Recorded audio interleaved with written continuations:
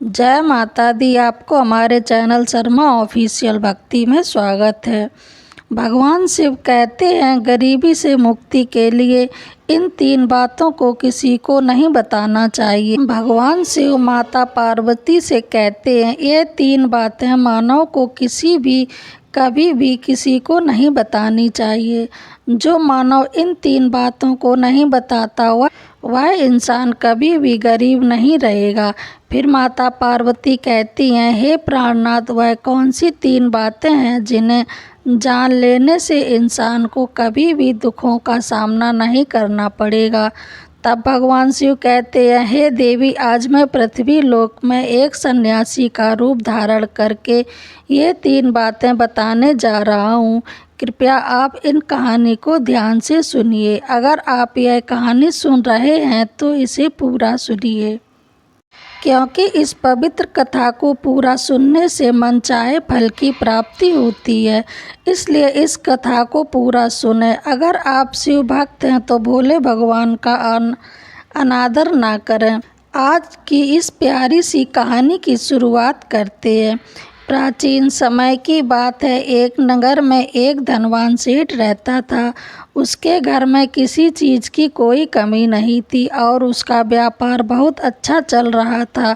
उसकी पत्नी भी बहुत खुश रहती थी, क्योंकि सेठ हर महीने उसके लिए नए नए गहने खरीदता था और उसे बहुत प्रसन्न रखता था। प्रिय श्रोताओं, सेठ के घर के बीच में एक बट वृक्ष था। उस बट वृक्ष के नीचे सन्यासी अपना आसन बिछाकर ध्यान किया करते थे। सेठ और सेठानी दोनों सन्यासी की बहुत सेवा करते थे और उसकी देखभाल करते थे, क्योंकि वह सन्यासी कई सालों से उस बट वृक्ष के नीचे रह रहे थे। सेठ हर रोज सन्यासी को घर का भोजन देते थे और सन्यासी भी उसके घर का प्रेम पूर्वक भोजन करते थे। भगवान शिव जो सन्यासी के रूप में थे, वह बहुत सुखी थे, क्योंकि उन्हें किसी चीज़ के लिए कहीं और नहीं जाना पड़ रहा था। सेठ और सेठानी हर रोज़ उन्हें स्वादिष्ट भोजन खिलाते थे। प्रिय श्रोताओं, सेठ की पत्नी बहुत ही सरल और भोली स्वभाव की थी। उसकी आदत थी कि वह घर की हर बात बाहर वालों को बता देती थी। एक दिन सेठ की पत्नी ने अपने पति से पूछा, पिया जी, आपका व्यापार कैसा चल रहा है? आप कैसे इतना मुनाफा कमाते हो? श्रोताओं, अपनी पत्नी का ऐसा सवाल सुनकर सेठ ने सारी बात बता दी। सेठ ने कहा, प्रिय, मैं अनाज का धंधा करता हूँ। मैं चंबल की घाटी से अनाज खरीदता हूँ और उसे महंगे दामों में बेच देता हूँ। प्रिय श्रोताओं, अपने पति की यह बात जानकर सेठानी बहुत प्रसन्न हुई। उसने सोचा, मेरे पति तो बहुत ही बुद्धिमान है। यह बात तो सारे नगर वालों को पता होनी चाहिए कि मेरे पति इतने बुद्धिमान हैं और इतना ज़्यादा धन कमाते हैं। प्रिय भक्त, अब सेठ की पत्नी ने पूरे नगर में यह बात फैला दी कि उनके पति इस तरीके से पैसा कमाते हैं। अब क्या था, नगर के कुछ लोगों को जब यह बात पता चली कि सेठ किस प्रकार धन अर्जित करता है, तो सभी भी अनाज का धंधा करने लगे। प्रिय श्रोताओं, अब नगर के बहुत से लोग अनाज का व्यापार करने लगे। सेठ पहले एक दाम में अनाज खरीदता था, अब वही अनाज महंगे दामों में बिकने लगा। सेठ का धंधा थोड़ा कम चलने लगा, उसे मुनाफा नहीं होता और धीरे धीरे वह गरीब होता चला गया। सेठ का पूरा धंधा बैठ गया। यह देखकर वह बहुत चिंतित और दुखी हो गया। प्रिय भक्तों, एक दिन की बात है। सेठ अपने व्यापार की परेशानी से तंग आकर बगीचे में बैठा था। तभी भगवान शिव को सन्यासी थे वहाँ आए और कहने लगे, सेठ जी, क्या बात है? आज आप कुछ परेशान लग रहे हैं। तब सेठ बताते हैं कि हे संत महात्मा, मेरा व्यापार बहुत मंदा चल रहा है। मुनाफा बहुत कम हो गया है। नगर के बहुत से लोगों ने अनाज का धंधा शुरू कर दिया है, जिससे मेरा धंधा बैठा जा रहा है। भगवान शिव जो सन्यासी के रूप में थे, सेठ की बातें सुनकर कहते हैं, सेठ जी, क्या आपने किसी को बताया था कि आप किस प्रकार अपना धन वर्जित करते हैं? किस प्रकार आप अपनी जीविका चलाते हैं। तब सेठ कहते हैं, हाँ संत महात्मा, मैंने अपनी पत्नी को सारी बात बताई थी। वह मुझसे पूछ रही थी कि आप इतना धन कैसे कमाते हो। तब मैंने उसे बताया था कि मैं अनाज का व्यापार करके धन अर्जित करता हूँ। प्रिय भक्त, अब सन्यासी को सारी बातें समझ में आ गई हैं। सन्यासी कहते हैं, सेठ जी आपने बहुत बड़ी गलती कर दी है। आपको सेठानी जी से यह बातें नहीं करनी चाहिए थी। आज मैं आपको एक कहानी सुनाता हूँ और इस कहानी के माध्यम से बताऊँगा कि चाहे कितने भी गरीब इंसान हो, ये 3 बातें कभी किसी को नहीं बतानी चाहिए। इससे गरीबी आपके आसपास भी नहीं भटकेगी। प्रिय श्रोताओं, अब सन्यासी जो भगवान शिव से कहते हैं, कहानी प्रारंभ करते हैं। सन्यासी कहते हैं, सेठ जी एक समय की बात है, एक नगर में एक गरीब आदमी रहता था। वह इतना गरीब था कि अपने परिवार के लिए ठीक से भोजन भी नहीं जुटा पाता था। फिर सन्यासी कहते हैं, सेठ जी गरीबी मनुष्य के लिए एक अपमानजनक दुख है। बिना धन के गृहस्थी और घर चलाना बहुत मुश्किल है। फिर सन्यासी आगे कहते हैं, सेठ जी वह गरीब आदमी जैसे तैसे अपने घर वालों का पेट पाल रहा था। कभी उन्हें भोजन मिल जाता था तो कभी भूखे पेट ही सोना पड़ता था। एक दिन उस गरीब आदमी की पत्नी ने कहा, हमारे पास तो धन ही नहीं है। सुबह खा लें तो शाम की उम्मीद नहीं है, शाम को खा लें तो सुबह की उम्मीद नहीं है। आखिर ऐसे कब तक चलेगा। मैं जैसे जैसे करके घर चलाता हूँ, लेकिन आप धन कमाने के लिए परदेश चले जाइए। इस प्रकार से हमारे परिवार का गुजारा नहीं चलेगा। मनुष्य के पास चाहे जितना भी धन हो, लेकिन अगर उसके पास कोई काम नहीं है तो वह धन भी बेकार होता है। अगर हम कुछ नहीं करेंगे तो अपने बच्चों को कैसे पालेंगे।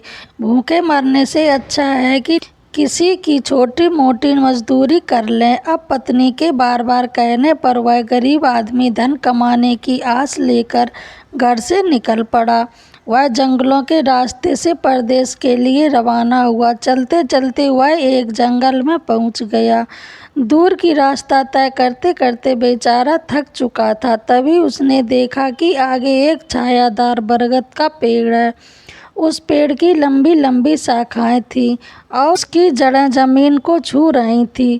शीतल छाया देखकर वह बेचारा गरीब आदमी उस पेड़ के नीचे बैठकर आराम करने लगा। प्रिय श्रोताओं, सन्यासी आगे कहते हैं, वह गरीब आदमी बरगद के नीचे आराम से लेटा हुआ था। तभी उसने देखा कि कहीं से एक सांप आया और वह सांप उसी पेड़ पर चढ़ गया। गरीब आदमी उस सांप को गौर से देख रहा था और सोचने लगा कि यह सांप इस बरगद पर क्यों चढ़ रहा है और अब क्या करेगा। तभी उसने देखा कि उस पेड़ की डाल पर एक तोता और मैना का घोंसला था। घोंसले में तोता और मैना के बच्चे रखे हुए थे। सांप को देखकर तोता और मैना के बच्चे डर के मारे चिल्लाने लगे। वह गरीब आदमी देखते ही समझ गया कि यह दुष्ट सांप इन बच्चों को खाने आया है। उसने सोचा, मैंने तो इन बच्चों को देख लिया है, अगर अब मैं इन्हें नहीं बचाऊंगा तो मुझे बहुत पाप लगेगा। बच्चे तो बच्चे ही होते हैं, चाहे वे इंसान के हों या किसी पक्षी के। बच्चों की हमेशा रक्षा करनी चाहिए। इधर सर्प उन बच्चों के पास पहुंच जाता है। तभी वह गरीब उठता है और फटाफट बरगद के पेड़ पर चढ़ जाता है। उसने उस सर्प को मार गिराया और नीचे फेंक दिया। फिर उसी बरगद के नीचे आकर लेट गया। तोता और मैना के बच्चे अपनी रक्षा करने वाले उस गरीब आदमी को मन ही मन बहुत दुआएं देने लगे। भक्तों, उसी समय तोता और मैना अपने बच्चों के पास आते हैं। अपने माता पिता को पास आया देख तोता और मैना के बच्चे बहुत खुश होते हैं और उन्हें पूरी घटना बताते हैं कि आज इस वृक्ष के नीचे जो इंसान लेटा है वह हमारे लिए देवदूत बनकर आया है।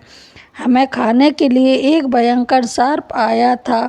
इसी इंसान ने उस भयंकर सर्प को मारकर हमारे प्राण बचाए हैं। हम इसके ऋणी हो गए हैं और यह इंसान उस सर्प को नहीं मारता तो आज हम घोंसले में जीवित नहीं होते। इसका हम पर बड़ा एहसान हो गया है।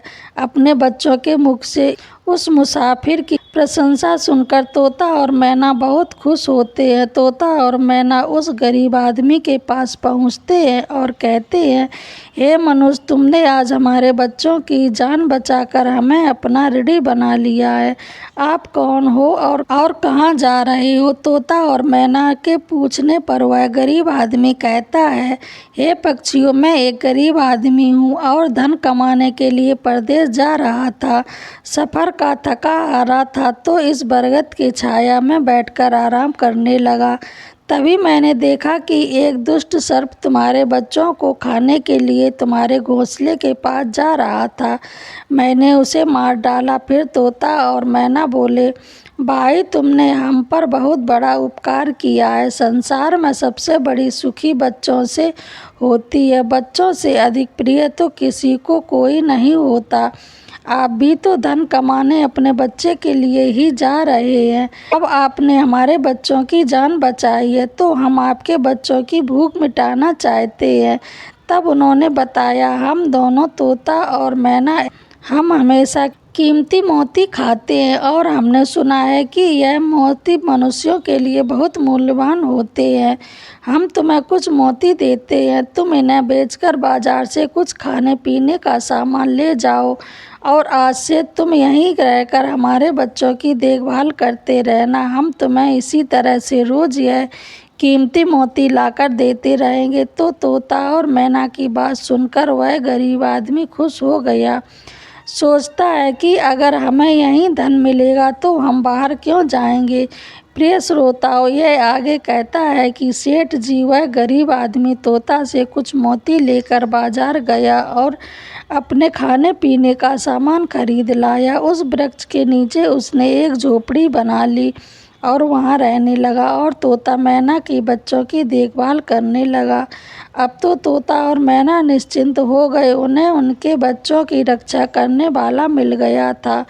अब वे निश्चिंत होकर भोजन के लिए सुबह अपने घोंसले से उड़ जाते थे और शाम को लौटकर आते थे।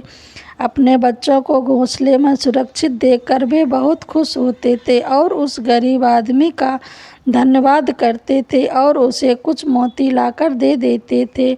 इस तरह से धीरे धीरे तोता और मैना की सेवा करते हुए उस गरीब व्यक्ति को 2 महीने बीत गए। इधर तोता और मैना के बच्चे भी बड़े हो गए। अब उस गरीब आदमी को अपनी पत्नी और बच्चों की याद आने लगी। एक दिन उसने तोता और मैना से कहा, हम अपने घर जाना चाहते हैं। पता नहीं हमारी पत्नी और बच्चे कैसे हैं। तब तोता और मैना बोले, हे भाई, अब तुम निश्चिंत होकर अपने घर जाओ और अपने बच्चों के साथ रहो। हमारे बच्चे भी अब उड़ने के काबिल हो गए हैं। अब कोई भय नहीं है। तुम अपनी पत्नी और बच्चों को देखो। कभी तुम्हें हमसे मिलने का मन हो तो इसी स्थान पर आ जाना। इतना कहकर तोता और मैना उस गरीब आदमी को ढेर सारे मोती दे देते हैं। अब वह गरीब व्यक्ति उन मोतियों को अपने साथ लेकर अपने घर पहुंच जाता है। उसने वह मोती अपनी पत्नी को दिखाए तो उसकी पत्नी बहुत प्रसन्न हुई। उसने पूछा, पतिदेव, तुम ये कीमती मोती कहाँ से लेकर आए हो? तब उस आदमी ने बताया, हे प्यारी, मैं बीते 2 दिनों से एक तोता और मैना की नौकरी कर रहा था। उन्हीं ने मुझे ये कीमती मोती दिए हैं। ये मोती बहुत कीमती और अनमोल हैं। इन्हें बेचकर हम अपना घर बड़ा बनवाएंगे, अपने बच्चों के लिए अच्छे वस्त्र लाकर देंगे और तुम्हारे लिए भी नए नए गहने बनवाएंगे। प्रिय श्रोताओं, भगवान शिव सन्यासी रूप में कहते हैं, सेठ जी, अब वह आदमी उन मोतियों को बेचकर बाजार से अपने घर का सारा जरूरी सामान ले आया और अपना नया घर बनवाने लगा अब वह आराम की जिंदगी जीने लगा। प्रिय श्रोताओं, उस नगर के राजा प्रताप सिंह एक अजीब रोग से ग्रस्त हो गए। नगर में दूर दूर से बड़े बड़े वैद्य राजा को देखने आए और अपने अपने तरीके से इलाज शुरू कर दिया, लेकिन राजा के स्वास्थ्य में कोई सुधार नहीं हुआ। जब किसी के इलाज से राजा ठीक नहीं हुआ तो एक वैद्य ने राजा से कहा, महाराज, आपकी जिंदगी बच सकती है। अगर आपको तोते के बच्चे का मांस मिल जाए तो आप हमेशा के लिए ठीक हो जाएंगे।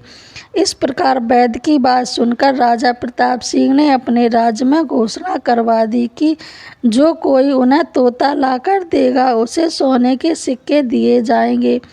प्रिय श्रोताओं, धीरे धीरे यह बात पूरे राज्य में फैल गई और सब लोग तोते की तलाश में इधर उधर लग गए।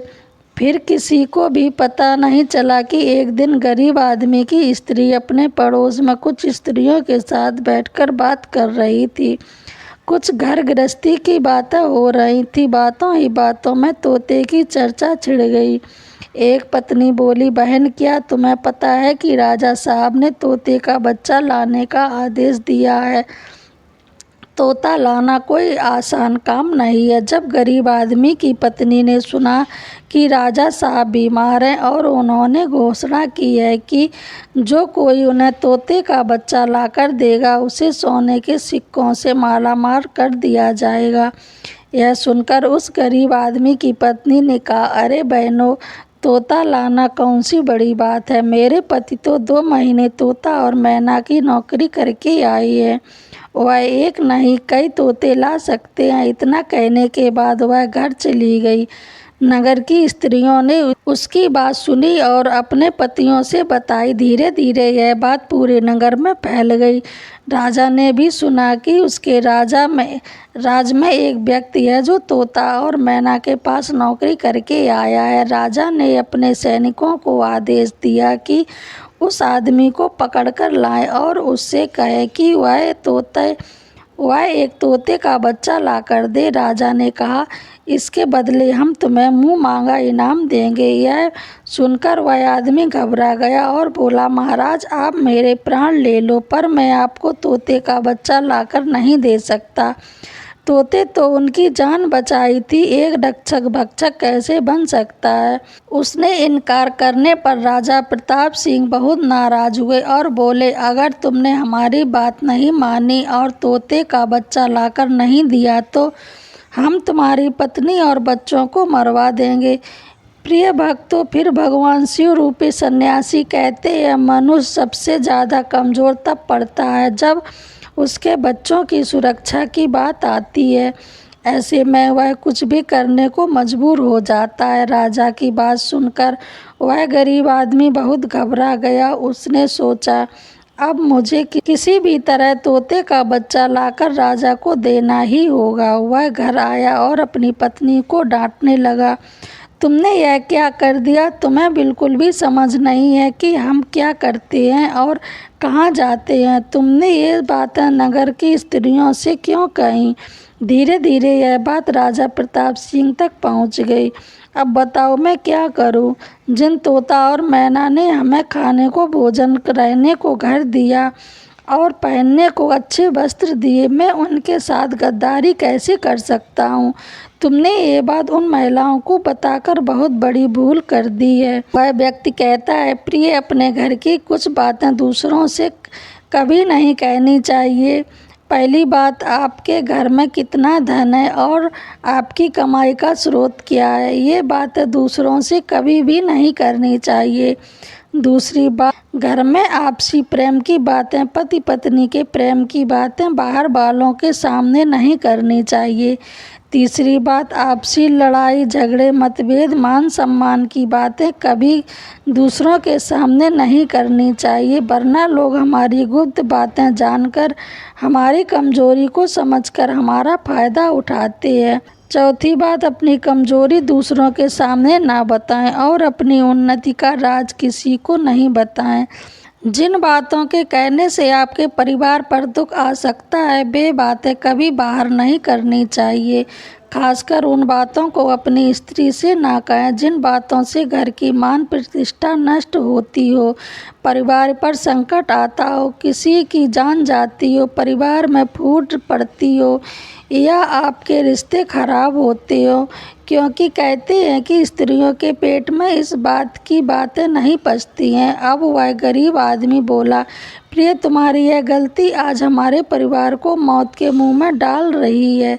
यदि तुमने इस बात को छुपा लिया होता तो आज हम निर्धन होकर अपने घर में आनंद की जिंदगी जी रहे होते।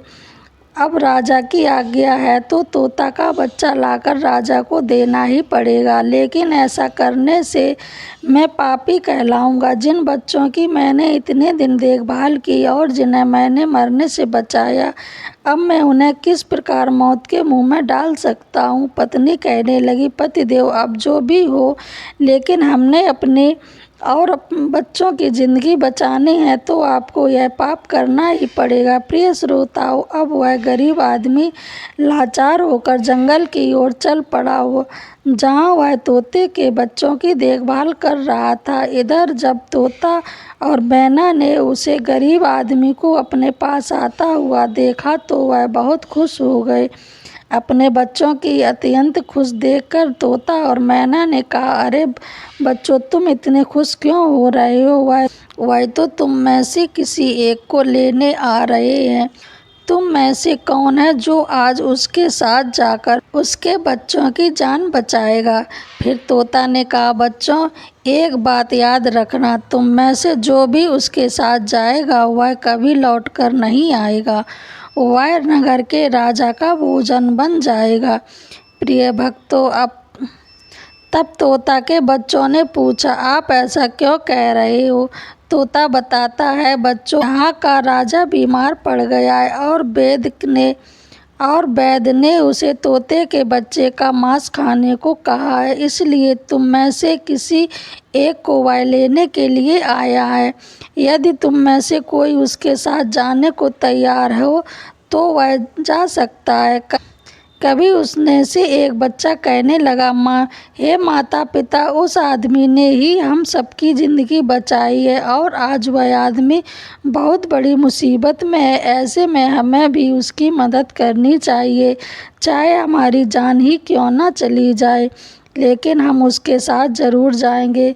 उधर वह आदमी बरगद के वृक्ष के नीचे आता है और तोता मैना से अपना दुख बताता है। तब तोता मैना कहते हैं, हे भाई, तुम चिंता मत करो, हमारे बच्चे तुम्हारे साथ जाने के लिए तैयार हैं।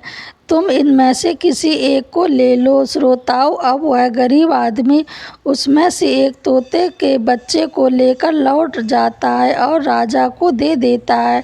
राजा उस तोते के बच्चे को एक पिंजरे में बंद कर देता है और अपने नौकर से उसके रखने के लिए कहता है। राजा कहता है, हम इसे सुबह निकालेंगे और फिर इसके मांस को खा जाएंगे। प्रिय श्रोताओं, अब क्या होता है कि राजा प्रताप सिंह का एक बेटा, जो पशु पक्षियों से बहुत प्रेम करता था, उसे यह नहीं पता था कि यह तोता उसके पिता के खाने के लिए आया है।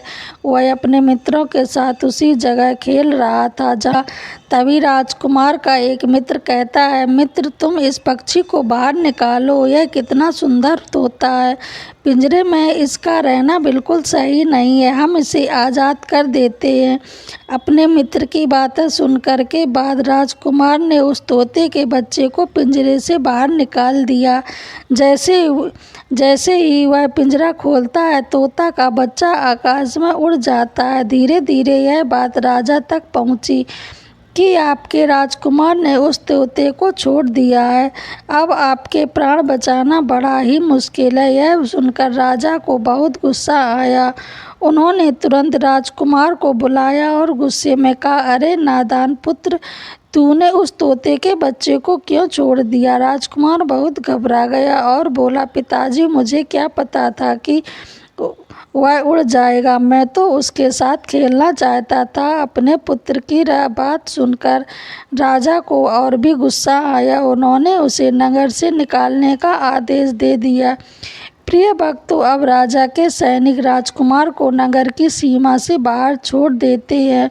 उधर वह तोते का बच्चा उड़कर अपने माता पिता के पास पहुंचता है और उन्हें सारी बात बताता है। तोता और मैना ने जब अपने बच्चे को देखा तो कहा, पुत्र, राजकुमार ने तुम्हें जो आज़ाद कर दिया, लेकिन वह खुद संकट में फंस गया है। उसके दुष्ट पिता ने उसे नगर से बाहर निकाल दिया है। अब उसकी जिंदगी की जिम्मेदारी तुम्हारे ऊपर है।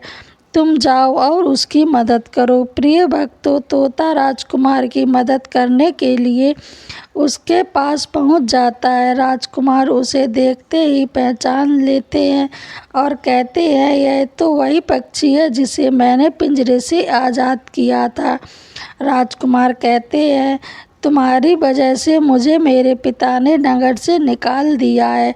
अब तुम ही बताओ मैं क्या करूं, कहाँ जाऊं? तोता कहता है, मित्र, तुम चिंता मत करो। तुमने मेरी जान बचाई थी, इसलिए मैं तुम्हारी मदद करने के लिए आया हूँ।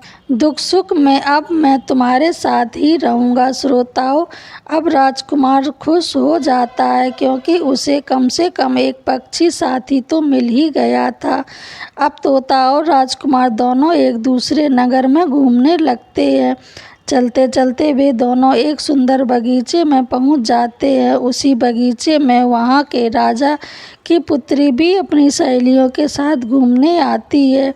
उस राजा की कन्या का नाम रूपमती था। राजकुमारी रूपमती बहुत सुंदर थी और उसकी खूबसूरती की चर्चा पूरे नगर में होती थी। राजकुमार और तोता उस बगीचे में बैठे हुए थे। तभी राजा वहाँ की कन्या रूपवती अपनी सहेलियों के साथ बगीचे में घूमने आती है। राजकुमारी को देखकर राजकुमार वृक्ष के पीछे छुप जाता है और तोता राजकुमारी के सामने पहुँच जाता है। राजकुमारी उस सुंदर तोते को देखकर मोहित हो जाती है। वह उसे पकड़ना चाहती है, लेकिन तोता उसकी पकड़ में नहीं आता। वहाँ राजकुमार राजकुमारी रूपवती की सुंदरता पर मोहित हो जाता है। प्रिय भक्तों, कुछ समय बगीचे में टहलने के बाद राजकुमारी अपने महल में लौट जाती है। राजकुमार पूरी तरह से राजकुमारी पर मोहित हो गए थे। अब उसे एक पल भी अच्छा नहीं लग रहा था। तब तोता ने कहा, मित्र, तुम चिंता मत करो। तुम जिसे चाहने लगे हो मैं तुम्हें उससे मिलवा दूंगा। राजकुमार बोला, मित्र, तुम मुझे किसी भी तरह उस राजकुमारी से मिलवा दो। मैं उसके बिना अब नहीं रह पाऊंगा। तोता बोला, मित्र, तुम समझ पर भरोसा रखो। पता लगा कर आता हूँ कि राजकुमारी कहाँ रहती है और तुम उससे कैसे मिल सकते हो। अब तोता राजकुमारी रूपवती के पास जाता है। राजकुमारी के महल में चारों ओर सैनिक तैनात थे, लेकिन तोता उड़ता हुआ ऊपर से जाता है और राजकुमार राजकुमारी के कक्ष के बाहर बैठ जाता है। तोता वहाँ से वह नज़ारा देखता है और सारी बातें आकर राजकुमार को बताता है कि महल में जाकर राजकुमारी से मिलना बहुत मुश्किल है। तोता कहता है, तुम एक काम करो, अपना रुमाल मुझे दे दो। मैं तुम्हारा रुमाल आज राजकुमारी के पास पहुंचा दूंगा और उसकी चुन्नी ले आऊंगा। प्रिय भक्तों, अब रात में तोता राजकुमार का रुमाल लेकर राजकुमारी के पास रख जाता है और राजकुमारी की चुन्नी साथ ले जाता है। सुबह जब राजकुमारी रूपवती जगती है तो देखती है कि उसकी चुनरी गायब है और उसके पास एक रुमाल रखा हुआ है। राजकुमारी तुरंत समझ जाती है कि रात में कोई पुरुष उसके कक्ष में आया था। उसने देखा कि उसकी चुनरी गायब है और उसकी जगह किसी पुरुष का रुमाल रखा हुआ है। राजकुमारी बहुत व्याकुल हो जाती है और अपने सभी सिपाहियों को सावधान कर देती है। वह सिपाहियों से पूछती है कि रात में उसके पास कौन आया था, लेकिन किसी के पास कोई जवाब नहीं होता। तब राजकुमारी के कक्ष की सुरक्षा और बढ़ा दी जाती है। प्रिय भक्तों, अगली रात फिर से तोता राजकुमारी के कक्ष में जाता है और अपने मित्र द्वारा लिखी हुई चिट्ठी को राजकुमारी के पास रख आता है। अगले दिन जब राजकुमारी जगती है और चिट्ठी पढ़ती है तो उसमें लिखा होता है कि राजकुमारी, मैंने जब से तुम्हें देखा है तब से मैं तुम्हारा हो गया हूँ। मैं तुमसे विवाह करना चाहता हूँ। अगर तुम्हें मुझसे मिलना हो तो तुम अपने बगीचे में आ जाना, मैं तुम्हें वहाँ मिल जाऊंगा। अब राजकुमारी अपनी सहेलियों को लेकर बगीचे में जाती है, लेकिन वहाँ से उसे कोई पुरुष नजर नहीं आता। वहाँ तो सिर्फ वही तोता घूम रहा होता है जिसे उसने उस दिन देखा था। तोता राजकुमारी से कहता है, राजकुमारी, तुम जिसे देख रही हो मैं तुम्हें उससे मिला सकता हूँ, लेकिन पहले तुम मुझे वचन दो कि तुम यह बात अपने पिता से नहीं कहोगी और मेरे मित्र को बंदी नहीं बनाओगी। राजकुमारी ने वचन दिया कि वह उसे बंदी नहीं बनाएगी। मुझे उससे मिलवाओ, मैं भी देखना चाहती हूँ कि वह कौन है जो इतने सख्त पहरे के बावजूद भी मेरे कक्ष में पहुँच गया। तब तोता ने अपने मित्र राजकुमार को बुलाया। भक्तों, राजकुमार भी देखने में बहुत सुंदर था। उसकी सूरत देखकर राजकुमारी भी उस पर मोहित हो गई। तब राजकुमार आता है और राजकुमारी के पास बैठकर बड़े ध्यान से उसके सुंदर चेहरे को निहारने लगता है। राजकुमारी ने पूछा, तुम कौन हो और इतने बड़े पहरे के बाद भी तुम मेरे कक्ष तक कैसे पहुंच गए? राजकुमार बोला, प्रिय, जब दिल में प्रेम होता है तो कोई भी कार्य संभव नहीं होता है। जब मैंने तुम्हें देखा है तब से मैं तुम्हें प्रेम करने लगा हूँ और तुमसे विवाह करने की इच्छा रखता हूँ। भक्तों, जब राजकुमारी ने पूछा कि तुम कौन हो और कहाँ से आए हो, तब राजकुमार ने अपनी पूरी कहानी उसे सुनाई। राजकुमार की कहानी सुनने के बाद राजकुमारी के मन में उसके लिए सहानुभूति हो गई। अब तो रोजाना राजकुमारी रूपमती उस राजकुमार से मिलने उस बगीचे में आया करती थी। एक दिन राजकुमारी ने कहा, राजकुमार, मेरे पिता तुम्हारे साथ मेरा विवाह कभी नहीं करेंगे, इसलिए मैं तुम्हारे साथ भाग चलती हूँ और कहीं दूसरी जगह जाकर हम अपना विवाह कर लेंगे और आनंद पूर्वक रहेंगे। प्रिय श्रोताओं, अब वही होता है। राजकुमारी उस राजकुमार के साथ घोड़े पर सवार होकर भाग जाती है। काफ़ी दूर जाने के बाद वे एक झोपड़ी बनाते हैं और विवाह करके दोनों साथ रहने लगते हैं। दोनों को रहते रहते बहुत समय बीत जाता है और वह तोता भी उन्हीं के साथ रहता है। प्रिय भक्तों, भगवान शिव सन्यासी के रूप में कहते हैं, सेठ जी, उसी राजकुमार की झोपड़ी में किसी तरह से आग लग जाती है। उसी आग को बुझाने के चक्कर में उस तोते का एक पंख जल जाता है। तब तोता ने कहा, देखो मित्र, अब आप अपने घर चले जाइए। अब आपके पिता का गुस्सा भी शांत हो चुका होगा। अब आपके पिता आपसे कुछ नहीं कहेंगे। जब वह आपको अपनी बहू के साथ देखेंगे तो वह आपको माफ़ कर देंगे। मेरा तो एक पंख जल गया है, मैं अब उड़ नहीं सकता, इसलिए मैं कुछ दिन तक यहीं रहकर अपने पंख होने का इंतज़ार करता हूँ। जब मेरा पंख दोबारा उग जाएगा तो मैं आपसे मिलने के लिए ज़रूर आऊँगा। प्रिय श्रोताओं, इस प्रकार से वह दोनों राजकुमार और उसकी पत्नी अपने नगर के लिए चल देते हैं। चलते चलते रास्ते में एक नदी पड़ती है। उस नदी पर एक नाविक नाव चलाता था।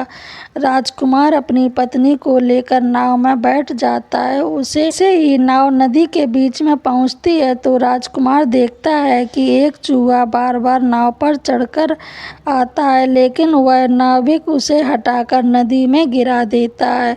कई बार उस चूहे को नाविक ने हटा दिया। तब राजकुमार कहने लगा, अरे यह बेचारा इस प्रकार से तो जल में डूब जाकर मर जाएगा। इसे अपने प्राणों की रक्षा करने के लिए इस नाव में इसे चढ़ जाने दो। जब राजकुमार ने नाविक से कहा कि आप इस चूहे को चढ़ जाने दो, तो राजकुमारी के कहने पर उस नाविक ने उस चूहे को अपनी नाव पर चढ़ जाने दिया। जैसे ही चूहा नाव के अंदर गया, वह अंदर जाकर छुप गया। थोड़ी देर बाद उन्होंने देखा कि नाव के अंदर धीरे धीरे पानी आने लगा। प्रिय श्रोताओं, उसी चूहे ने नाव को काटकर उसमें छेद कर दिया था, जिससे वह नाव में पानी भरने लगा। जब नाव में पानी भरने लगा तो नाव धीरे धीरे में डूबने लगी। धीरे धीरे जब नाव पूरी तरह डूब गई तो उसी समय राजकुमारी और राजकुमार पानी में बैठने लगे। पानी के बहाव से राजकुमार बहुत दूर पहुंच गया और राजकुमारी रूपवती भी उसी पानी में बहती हुई राजा के बगीचे में जा पहुंची। बगीचे में रहने वाला माली जब राजकुमारी को बेहोश अवस्था में नदी के किनारे पड़ा देखा तो वह जाकर राजा से यह खबर देता है। राजा जब सुंदर लड़की को देखता है तो वह उस पर मोहित हो जाता है और सुंदर राजकुमारी को देखकर उसे अपने महल में ले जाता है और राजा वैद्य से उसका इलाज करवाता है। कुछ दिन बीतने के बाद जब राजकुमारी ठीक हो जाती है तो एक दिन वह देखती है कि राजा उसके करीब खड़ा है। राजा ने पहले ही राजकुमारी रूपवती के चेहरे को निहार रखा था। अब वह राजकुमारी से विवाह करना चाहता था। राजा कहने लगा, हे राजकुमारी, तुम्हारा इस दुनिया में कोई नहीं है। अब तुम हमारी पत्नी बन जाओ, तुम हमारी रानी बन जाओ और हमारे महलों में बड़े आराम से रहो। प्रिय भक्तों, राजकुमारी रूपवती बहुत ही बुद्धिमान थी। उसने अपने मन में विचार किया कि यदि वह इस समय राजा को विवाह करने से मना करती है तो राजा उसके साथ जबरदस्ती करेगा। इसलिए उसने राजा से कुछ दिनों के लिए समय मांग लिया। रूपवती बोली, राजा साहब, थोड़े दिन ठहर जाओ, उसके बाद मैं तुमसे विवाह कर लूँगी। अब राजकुमारी उसी राजा के महल में रहने लगी और गरीब असहाय लोगों को भोजन करवाने लगी। श्रोताओं, उधर अब क्या होता है, उसका पति राजकुमार जो पानी में बह गया था, वह बेचारा मुसीबत का मारा हुआ इधर उधर भटकता हुआ जगह पर भोजन की तलाश में पहुंच जाता है जहां राजकुमारी गरीबों को भोजन कराती थी। वहीं राजकुमार भी पहुंच जाता है। राजकुमारी ने उसे देखते ही पहचान लिया और उसकी आंखों में आंसू आ गए। राजकुमारी ने राजकुमार को एकांत में बुलाया और सारी बात बताई। उसने कहा, हे स्वामी, आप यहाँ आराम से रहिए और इसी राजा की नौकरी कीजिए। जब हमें मौका मिलेगा तब हम यहाँ से भाग चलेंगे। प्रिय श्रोताओं, राजकुमार उसकी बात से सहमत हो जाता है और राजा का नौकर बनकर राजमहल में रहने लगता है। वह राजकुमारी रूपवती की सहायता करने लगता है और गरीबों को भोजन परोसने लगा। लेकिन राजा को यह बात नहीं पता था कि राजकुमार उसका पति है। राजा तो उसे अपना नौकर समझता था। प्रिय भक्तों, इस प्रकार राजकुमारी रूपवती राजकुमार के साथ पक्षियों की दाना चुना करा करती थी। एक दिन वही तोता राजकुमार के यहाँ दाना चुगने आया। अब उसके नए पंख निकल आए थे। तब उसने दाना चुगने आया तो राजकुमार और राजकुमारी को पहचान लिया। राजकुमारी रूपवती ने तोता को देखा तो उसकी आंखों में आंसू झलक आए। उन्होंने तोता को पूरी कहानी सुनाई कि वे इस प्रकार से यहाँ फंस चुके हैं और राजा को भी नहीं पता कि वे पति पत्नी हैं। तब तो तोता कहने लगा, हे राजकुमार, आप चिंता मत करो। आज रात राजा के सभी सैनिकों को सो जाने तक हम तुम्हें यहाँ से निकालकर तुम्हारे पिता के घर पहुँचा देंगे। प्रिय भक्तों, वही हुआ जो होना था। जब रात होती है तो राजा के सभी सिपाही गहरी नींद में सो जाते हैं। तब सभी सैनिक सो गए तो उसी समय राजकुमारी और राजकुमार महल से निकल पड़े। रात के अंधेरे में राजकुमार अपने पिता प्रताप सिंह के राज में पहुंच जाता है। राजकुमार अपनी पत्नी को साथ लेकर अपने पिता के पास पहुंचा। उन्हें देखकर राजकुमार का पिता बहुत प्रसन्न हुआ। उसे अपनी करने पर पश्चाताप हुआ कि उसने अपने पुत्र को नगर से निकालकर बहुत बुरा किया। वह बार बार अपने पुत्र से क्षमा मांगता है। तब राजकुमार ने बताया, हे पिताजी, मेरी रक्षा उसी तोते ने की जिसे आप मारकर खाना चाहते थे। उसी ने मेरे प्राण बचाए हैं और मुझे शत्रुओं से छुटकारा दिलाया है। राजकुमार के मुख से तोते की बात सुनकर राजा बहुत प्रसन्न हुआ और उसी दिन से राजा ने प्रण लिया कि आज से हमारे राज्य में कोई भी पशु पक्षियों को नहीं मारेगा और सभी लोग उन्हें दाना देंगे। प्रिय भक्तों, इतनी कहानी सन्यासी सेठ जी को सुनाते हैं और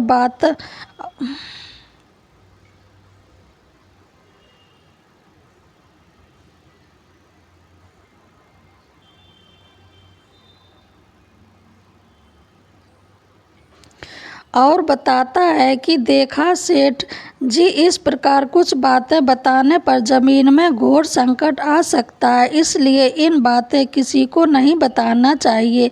जैसे आपने अपनी पत्नी को बताया कि आप किस प्रकार धन वर्जित करते हैं और आज आपका व्यापार खतरे में है। प्रिय भक्तों, सेठ जी को अपनी गलती का एहसास हो जाता है और वह अपनी पत्नी को समझाते हैं कि तुम इन बातों को किसी को मत बताया करो। फिर भगवान शिव कहते हैं, देवी, हमारी आज की यह कहानी यही समाप्त होती है। इस वीडियो